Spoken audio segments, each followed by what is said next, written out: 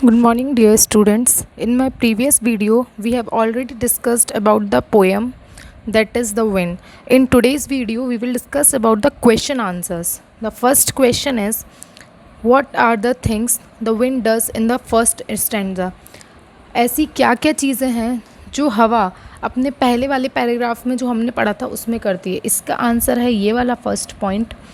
The wind breaks the shutters of the windows. It scatters the paper here and there. It throws down the books down the shelf. It tears the pages of the book. सबसे पहले वो क्या करती है, जो खिड़कियों के दरवाजे होते हैं उनको बहुत ज़ोर ज़ोर से हवा चलती है तो वो एक दूसरे से आके क्या होते हैं, टकराते हैं तो वो टूटते हैं. दूसरा, इट स्कैटर्स. स्कैटर्स का मतलब है इकट्ठे जो पेपर रखे रहते हैं वो पेपर आकर जैसे ही हवा चलती है इधर उधर उड़ के बिखर जाते हैं.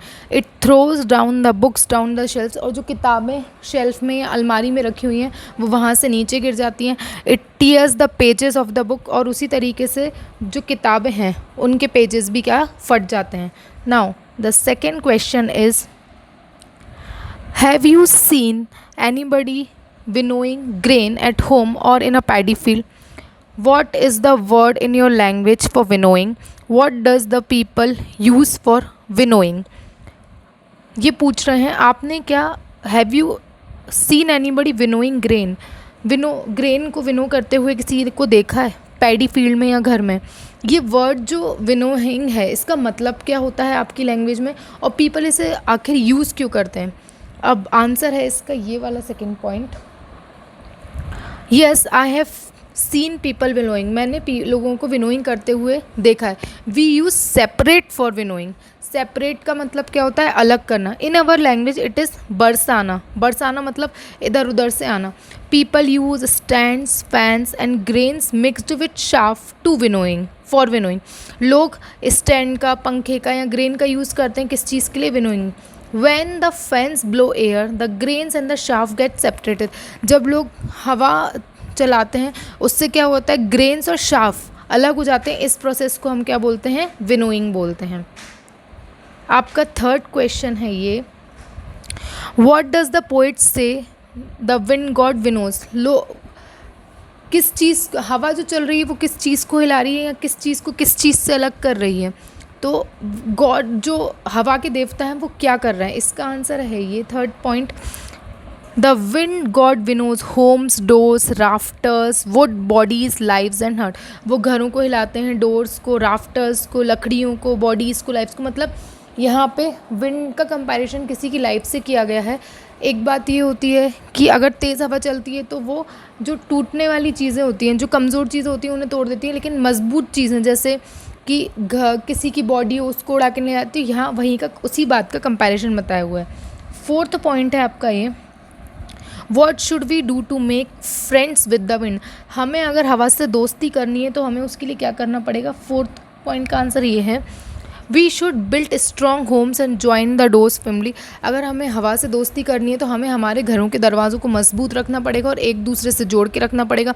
We should firm the body and make the heart strong. उसी तरीके से हमें अपने आप को बहुत ज़्यादा मजबूत बनाना होगा, खुद के दिल को मजबूत बनाना होगा. By doing so we shall make friends with the wind. अगर हम ये सब कर लेते हैं तो हम हवा के क्या बन जाते हैं, दोस्त बन जाते हैं.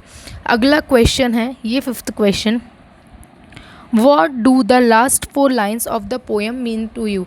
जो पोएम की आखिरी 4 लाइनें हैं उनका क्या मतलब है?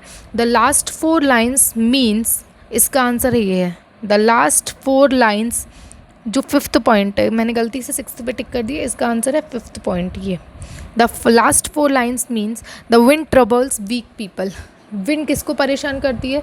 जो लोग कमज़ोर होते हैं. But he gives strength to those who are strong. लेकिन उन लोगों को मजबूत बनाती है, स्ट्रेंथ देती है, ताकत देती है जो लोग मजबूत होते हैं. So we should be strong in every way. इसलिए हमें हर तरीके से क्या होना चाहिए, स्ट्रॉन्ग होना चाहिए, ताकि हम किसी भी स्थिति का या परिस्थिति का सामना कर सकें. लास्ट क्वेश्चन है सिक्स्थ ये वाला, how does the poet speak to the wind, in anger और विथ ह्यूमर? जो पोएट है, कवि है, वो हवा से कैसे बात करता है, गुस्से में या हंसी मजाक के साथ?